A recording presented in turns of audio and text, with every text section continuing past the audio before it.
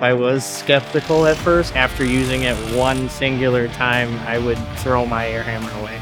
There's enough power there to do it. Heavy machinery, small car, there's no real point to having air after this comes out. It is a fantastic tool that can get something delicate out and enough power to break the most stubborn ball joint. Anything that an air hammer can do, I can do with the striker. The actual ramp up on the striker is better. Pneumatics have always been kind of an on-off switch. The striker, you can feather it, you can feel the power ramp up. That's nice that you have that adjustability with the trigger. Having the variable speed is a really nice touch. Gives you the build up to break it loose. When I found out Milwaukee was building the hammer chisel, I thought, this is a company that's actually listening to their consumers and hearing their pain points. Being able to use a hammer without a hose or a compressor, it's created new opportunities for me to do work.